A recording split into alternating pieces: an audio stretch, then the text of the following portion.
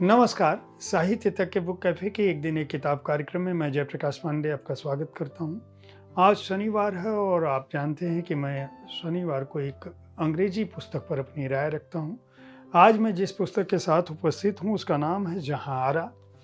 यह सुकुमारन का लिखा हुआ उपन्यास है। सुकुमारन के इस उपन्यास को अनुदित किया है कैलावानी करुणाकरन ने। कैलावानी करुणाकरन ने तमिल से अंग्रेजी में इस पुस्तक का अनुवाद किया है। सुकुमारन तमिल के जाने माने कवि, लेखक, अनुवादक और संपादक हैं। उनकी कई पुस्तकें प्रकाशित हो चुकी हैं और सामाजिक विषयों पर, ऐतिहासिक विषयों पर लगातार लिखते रहे हैं। उन्होंने मलयालम में से तमिल में भी बहुत सारे अनुवाद किए हैं, जिनमें पॉल जकारिया, अदूर गोपालकृष्णन, उन्नी आर की पुस्तकें भी शामिल रही हैं। इनके अलावा इनकी जो कविताएं हैं वह भारत की दूसरी भाषाओं में भी लगातार प्रकाशित होती रही हैं। कई सारे पुरस्कार मिल चुके हैं। कैलावानी करुणाकरन जो है वह संपादक, अनुवादक और जानी मानी शोध कार्यकर्ता छात्रा के रूप में उनकी अपनी पहचान है। उन्होंने तमिल और अंग्रेजी में बहुत सारी कृतियों का अनुवाद किया है। सुकुमारन ने जहाँ आरा पर क्यों लिखा, इस पुस्तक की शुरुआत में ही वे इस बात को बताते हैं कि जब वे दिल्ली साहित्य अकादमी के एक कार्यशाला में भाग लेने आए थे, अनुवाद पर आधारित कार्यशाला थी, और वहाँ वो दिल्ली के कई भवनों पर उनको देखने गए, पुरातत्व के महत्व के जो भवन है। और हजरत निजामुद्दीन औलिया की दरगाह की तरफ जब गए और वहाँ बहुत सारे उन्होंने उन लोगों की दरगाहें देखी जो मुग़ल सल्तनत से जुड़े हुए लोग थे। लेकिन एक जगह उन्हें एक खुली कब्र दिखी और जिस पर कोई छत नहीं थी। मुग़ल परिवार के किसी वंशज की दरगाह इस तरह से खुले में हो और वहाँ घासें उगी हुई हों, उन्हें बड़ा आश्चर्य हुआ और उन्होंने जब वहाँ नज़र डाली तो पता चला कि वो जहाँ आरा की कब्रगाह है। जहाँ आरा मुग़ल बादशाह शाहजहाँ की सबसे बड़ी बेटी थी। वह बेटी जो मुगलिया सल्तनत में संभवतः वह केवल इकलौती और वह पहली राजकुमारी थी जिनके लिए दरबार में कुर्सी लगती थी, यानी दरबार में उनके लिए एक अलग स्थान था। अपने पिता यानी शाहजहाँ पर उनका एक अतिरिक्त प्रभाव था। उन्होंने न केवल संस्कृत, फारसी, अरबी की शिक्षा प्राप्त की, बल्कि वेदों का, उपनिषदों का भी अध्ययन उनका काफी गहरा था। औरंगजेब और दारा शिकोह उनके भाई थे। और जहाँ आरा ने न केवल महल की साजिशों को देखा, बल्कि उस प्रेम में भी पड़ी जिस प्रेम की कोई परिणति नहीं हो सकती थी। इस पुस्तक का अनुवाद बहुत ही उम्दा है और इसका कथानक इतना पठनीय है कि जब आप इसे पढ़ते हैं, एक बार अगर आपने इस उपन्यास की शुरुआत कर दी तो आप इससे इतर नहीं हो सकते। उनका कहना यह भी है कि सुकुमारन ने बाकायदा इसकी भूमिका के अलावा इस बात का भी उल्लेख किया है कि दरअसल जहाँ आरा को उन्होंने क्यों चुना। पानीपत नाम की एक किन्नर, हम कह सकते हैं, उस जमाने में जनान खाने में किन्नरों को ही जाने की इजाज़त थी। और पानीपत की माध्यम से और पानीपत और जहाँ आरा के बीच जो संवाद होता है, उससे इस किताब की पूरी प्रक्रिया शुरू से आखिरी तक यह उपन्यास बंधा हुआ है।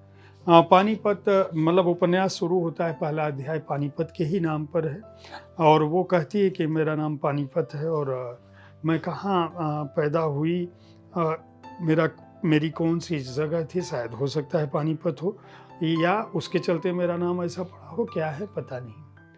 और पानीपत बाद में वो पहली महिला है, उसका कहना है कि मैं एक पुरुष शरीर में स्त्री आत्मा या स्त्री शरीर में पुरुष आत्मा की तरह से हो सकती हूँ। पुरुष और दूसरे लोग जो समाज में महल के लोग हैं वो हमें मनुष्य भी नहीं समझते, यहाँ तक कि कुत्तों से भी अधिक दुत्कारते हैं। लेकिन जहाँ आरा वो पहली शख्सियत थी जिन्होंने उन्हें मनुष्य समझा और यही वजह है कि जहाँ आरा अपने दिल की बात कहती रहती हैं और पानीपत वो पहली शख्सियत थी जिसने जहाँ आरा को ये कहा इस उपन्यास के माध्यम से कि आप एक दिन ऐसी स्थिति में पहुँचेंगी, मलिका बनेंगी जिसकी हुकूमत पूरे हिंदुस्तान पर चलेगी।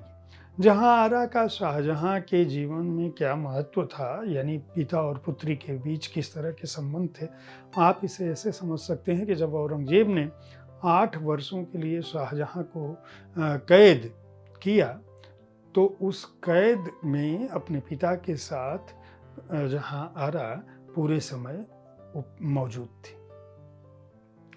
अब शाहजहाँ को केवल हम लोग इसलिए जानते हैं क्योंकि उन्होंने लाल किला और दिल्ली का लाल किला और ताजमहल जैसी इमारतें बनवाई, इसलिए हम जानते हैं कि उनका अपना एक जीवन था। लेकिन उनके जीवन में जहाँ आरा का क्या महत्व था, यह उपन्यास उस पर दृष्टि डालता है। साथ ही साथ ये उपन्यास बताता है कि दरअसल मुगलिया शहजादियों में जहाँ आरा की जो स्थिति थी उसका बारे में सही ढंग से न्याय नहीं हुआ। वो न केवल राज्य के मामलों में बल्कि कूटनीतिक मामलों में भी दखल देती थी। इसके अलावा वो जो उनकी स्टेप मदर जिसको कहेंगे सौतेली माँ, जो शाहजहाँ की सौतेली माँ थी नूर महल, उनके चलते क्या कुछ इनके जीवन पर बीता इसकी भी बात करती हैं। जहांगीर और बाद में औरंगजेब ने किस तरह से शाहजहाँ के जीवन पर न केवल प्रभाव डाला बल्कि उनको त्रस्त करने की कोई कोर कसर नहीं छोड़ी। इसी तरह से दारा शिकोह और औरंगजेब के बीच जो युद्ध था उसके दौरान किस तरह से यह पिस रही थी, यह उपन्यास उसकी भी बात करता है। यह उपन्यास यह भी बताता है कि किस तरह से जब इनको एक तरह से बंदी नहीं कहेंगे हम, लेकिन नूर महल की साजिशों के चलते जहाँ आरा को एक ऐसा जीवन बिताना पड़ा था जिसमें महल की सुख सुविधाएं तो थी लेकिन उन्हें टेंट में रहना पड़ा था। ऐसा वक्त था जब पिता से अलग रहना पड़ा था। ऐसा वक्त था जब पूरा महल साजिशों का शिकार था। ऐसा समय था जब दोनों भाई एक दूसरे के खून के प्यासे हो रहे थे और ऐसी भी स्थिति आई जब बेटे ने मतलब इनके भाई ने इनके पिता को बंदी बना लिया। तो किस तरह के मानसिक हालातों से गुजर रही होंगी यह उपन्यास बताता है।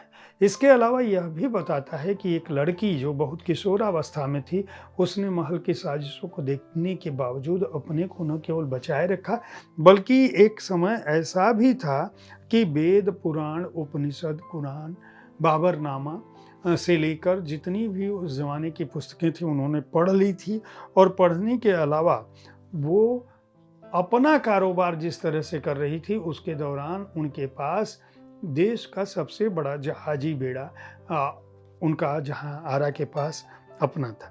इसके अलावा वो किस तरह के भावनात्मक हालातों से गुजर रही थी, किस तरह से वो एक राजपूत राजा छत्रसाल के प्यार में पड़ गई। और मुगल साम्राज्य की विडंबना देखिए कि मुगल सल्तनत में अकबर का आदेश था कि इस परिवार की बेटियां किसी से शादी नहीं कर सकती हैं, विशेषकर बाहरी लोगों से तो कतई नहीं कर सकती, परिवार में भी शादी करने की इजाज़त नहीं थी। क्यों? क्योंकि अगर बेटी शादी करेगी तो संपत्ति का, साम्राज्य का एक नया दावेदार पैदा हो जाएगा। उन हालातों में किस तरह से जहां आरा ने अपने प्रेम को और अपने दादा की उस बात को, यानी अकबर की उस बात को रखा और उनके जीवन में क्या कुछ घटित होता रहा। सुकुमारन जहां आरा के बहाने समूचे मुगल साम्राज्य के परिदृश्य, एक स्त्री की संवेदना, एक स्त्री का अपने प्रेम, शिक्षा और अपने पिता के लिए संबंध, उन सबको उजागर करते हैं। साथ ही वो इस बात पर भी का भी उल्लेख करते हैं कि बहुत सारे इतिहासकारों का कहना है कि जहां आरा किसी अंग्रेज चिकित्सक के प्रेम में थे, कुछ लोग ऐसा भी आरोप लगाते हैं कि उनका अपने पिता के साथ कोई गलत संबंध था, यानी शाहजहां के साथ। लेकिन सुकुमारन इन सारी बातों को खारिज करते हैं। वो कहते हैं कि यह उपन्यास नहीं है, लेकिन इसकी घटनाएं एकदम सही हैं। यह इतिहास नहीं है, लेकिन इसकी घटनाएं एकदम सही हैं। यह उपन्यास है, इसकी काल्पनिकता कथानक में हो सकती है, लेकिन इसके पात्र, इसके स्थान, इसकी घटनाएं, ये सब कुछ इतिहास का हिस्सा है। तो जहां आरा के जीवन पर सुकुमारन का यह उपन्यास एक बेहद सूक्ष्म, बारीक और ऐसी दृष्टि डालता है जो इस उपन्यास को न केवल पठनीय बल्कि महत्वपूर्ण बनाता है। कैलावानी करुणाकरन को इस बात के लिए बधाई दी जानी चाहिए कि उन्होंने इसका बहुत ही सरस अनुवाद उपलब्ध कराया है। ऐसी पुस्तकें मैं कहूँगा कि एका को हिंदी में भी प्रकाशित करनी चाहिए। एका पब्लिकेशंस ने इस पुस्तक को प्रकाशित किया है। मूल्य 399 रुपये है और पृष्ठ संख्या है 192। उम्मीद है साहित्य तक का अंग्रेजी पुस्तकों पर आधारित मेरा यह कार्यक्रम आपको पसंद आ रहा होगा। इस कार्यक्रम में आप किस तरह की पुस्तकों की चर्चा चाहते हैं, उसके बारे में अपनी राय से अवश्य अवगत कराएं। अगले शनिवार मैं ठीक इसी समय ऐसे ही किसी अंग्रेजी पुस्तक के साथ उपस्थित होऊंगा। अगर हिंदी पुस्तकों के बारे में जानना है तो सोमवार से शुक्रवार तक इस कार्यक्रम को देखना ना भूलें। धन्यवाद।